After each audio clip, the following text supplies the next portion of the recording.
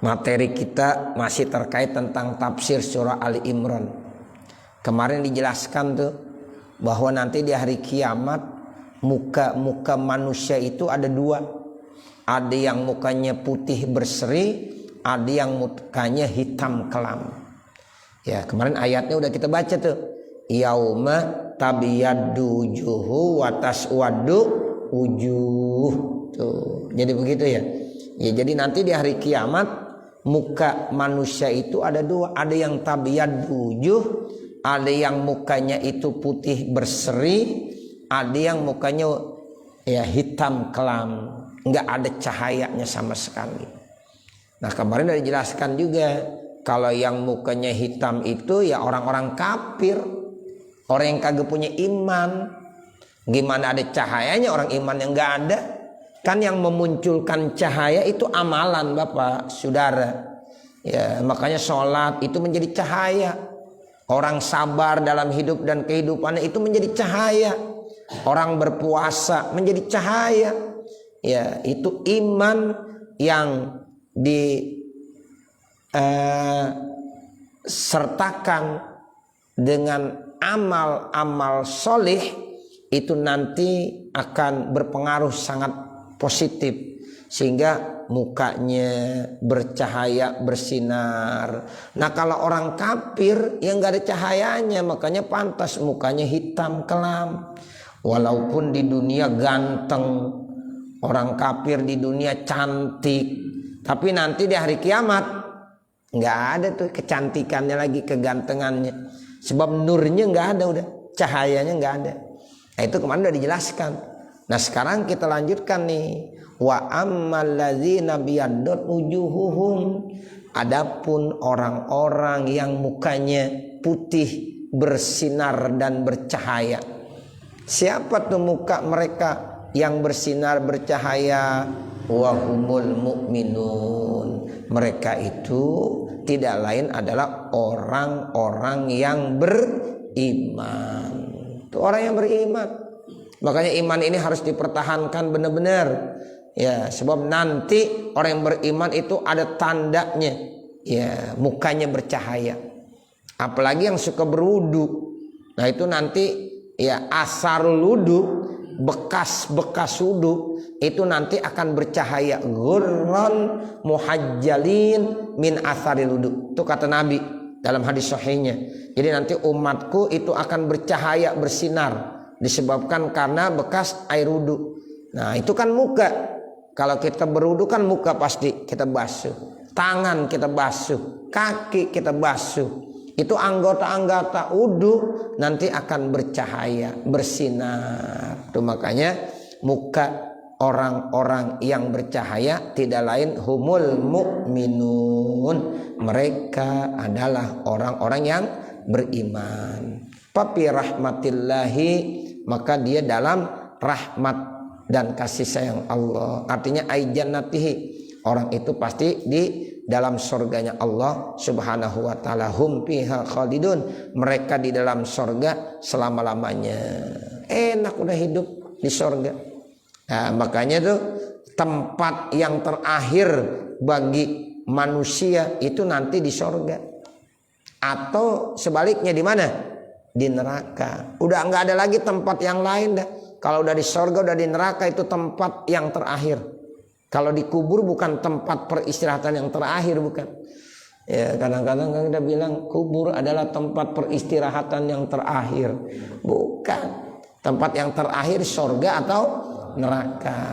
Itu kalau dikubur nanti bisa pindah lagi. Makanya nanti kita kenal ada yang namanya hari dibangkitkan. Jadi manusia yang udah dikubur dibangkitkan lagi. Mau dipindahin kemana? Ke padang mahsyar. Ya di padang mahsyar nanti akan menemukan ya macam-macam masalah yang kita hadapi. Ada hisab, ada mizan, ada ya sirat. Nah terakhirnya baru diponis sama Allah. Orang ini masuk ke surga atau orang ini masuk ke neraka. Fariqan fil jannati wa fariqan fis sa'ir. Tuh satu kelompok diponis masuk ke dalam surga, satu kelompok lagi diponis masuk neraka. Nah itulah yang dimaksud papi rahmatillah. Orang-orang yang beriman yang mukanya bercahaya nanti dia dalam rahmat Allah, dimasukkan ke dalam surganya Allah. Jadi orang masuk surga karena rahmat, karena dapat kasih sayang Allah. Amal ibadah itu memang kewajiban. Jangan ngandelin amal. Kita sholat itu bukan ya semata-mata pengen masuk surga, bukan, itu mah kewajiban kita. Masuknya surga nanti dari rahmat Allah. Tuh begitu. Jadi pokoknya penting sekarang kita benerin dulu ibadah kita udah. Ya, jangan kita bilang ya Allah dengan sebab saya sholat masukin saya ke dalam surga. Ya belum ada apa-apanya. Sholat kita, ibadah kita. Udah yang penting kita kerjain yang bener. Nah nanti insya Allah dengan rahmat dan kasih sayang Allah mudah-mudahan dimasukkan ke dalam surga. Jadi hamba-hamba Allah masuk surga itu dengan sebab rahmat dan kasih sayang Allah. Jadi orang kalau udah masuk ke dalam surga udah fiha khalidun, di dalam surga selama-lamanya, kekal. Makanya disebut itu tempat peristirahatan yang terakhir. Sebab kagak ya dipindah-pindahin lagi dah. Udah di dalam surga udah dah. Ya kalau orang kafir di dalam neraka nggak dipindah-pindahin lagi udah. Ya di neraka aja selama-lamanya. Nah itu. Jadi cuma ada dua tempat itu. Bisa surga, bisa neraka. Tilka ayhadhil ayatu, tilka artinya ini ayat-ayat, tanda-tanda ya kebesaran Allah, itu merupakan ayatullahi, ada tanda-tanda kebesaran Allah, natluha yang kami baca alaika buat kamu wahai Nabi Muhammad, ya Muhammad, bil haqqi dengan jalan yang benar. Jadi ini semuanya adalah tanda-tanda kebesaran Allah. Kami udah bacakan buat engkau wahai Nabi Muhammad sallallahu alaihi wasallam. Wa mallahu yuridu zulmal lil alamin. Wa mallahu dan tidaklah Allah sekali-kali yuridu berkeinginan zulman zalim curang lil alamina kepada makhluk-makhluknya. Jadi Allah itu enggak punya keinginan berbuat zalim kepada makhluknya. Jadi kita makanya nggak boleh zolim. Allah aja kagak zolim. Padahal Allah yang punya segalanya. Tapi tetap Allah nggak boleh zolim. Allah ya mengharamkan dirinya melakukan kezoliman, kecurangan. Jadi Allah ingin memberikan seadil-adilnya kepada ya makhluk-makhluknya nanti. Sehingga Allah bilang saya haramkan diri saya untuk berbuat zolim. Makanya kamu nggak boleh berbuat zolim. Tuh, kita nih sebagai hamba Allah nggak boleh berbuat zolim. Allah aja melarang dirinya untuk berbuat zolim. Tidaklah Allah itu menginginkan kezoliman kepada yaitu alamin, makhluk-makhluknya Allah Subhanahu wa taala, baik manusia, malaikat, ya jin, binatang, tumbuh-tumbuhan, nggak akan dizolimi sama Allah.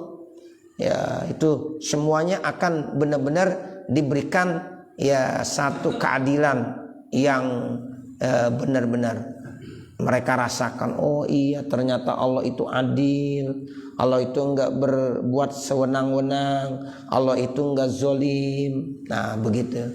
Jadi wa mallahu yuridu zulman lil alamin bi ayakhuzahum bi ghairi jirmin, artinya Allah menyiksa mereka manusia makhluknya tanpa ada dosa. Kalau orang ini kagak punya dosa, enggak mungkin diapakan? Ya dia disiksa. Tapi kalau disiksa bukan dengan kezaliman Allah, tapi dia disiksa karena dengan keadilannya Allah, karena dia punya dosa. Jadi kalau enggak punya dosa, enggak mungkin Allah akan siksa dia, karena Allah itu enggak pernah zalim kepada hambanya sedikit pun. Nah, makanya kita perlu benar-benar memperhatikan selama kita menjalankan segala perintah-perintah Allah dengan sebaik-baiknya, enggak mungkin Allah zalim sama kita, enggak mungkin Allah siksa kita tanpa ada dosa dan kesalahan. Jadi kalau seandainya ada manusia disiksa itu karena dosanya. Ya. Kenapa manusia itu disiksa? Karena dosanya. Ya kalau dia enggak punya dosa enggak akan disiksa oleh Allah Subhanahu wa taala. Nah ini yang dimaksud Allah tidak pernah zalim kepada ya makhluknya. Enggak mungkin Allah menyiksa tanpa ada dosa yang dimiliki. Walillahi ma fis samawati wa ma fil ard, dan milik Allah semua yang ada baik di langit maupun yang ada di bumi. Jadi semua milik Allah, yang di langit milik Allah, yang di bumi milik Allah. Cuma kita dikasih untuk ya memanfaatkannya. Makanya kita harus benar-benar bisa memanfaatkan dengan sebaik-baiknya. Semuanya milik Allah Subhanahu wa taala. Yang ada di langit, yang ada di bumi, semua milik Allah Subhanahu wa taala. Kita dikasih cuma untuk memanfaatkan, itu amanah. Ada orang dikasih jabatan, amanah. Ada orang dikasih kekayaan, amanah. Ada orang dikasih ilmu, amanah. Ada orang dikasih harta, amanah. Itu pada dasarnya semua milik Allah Subhanahu wa taala. Yang kapan saja, setiap saat, setiap waktu bisa diambil kembali. Jangankan harta, pangkat, jabatan, ruh kita, hidup kita, ini pun pemberian dari Allah. Sehingga suatu saat mau diambil, ya itu bisa aja. Nggak ada yang bisa mempertahankan.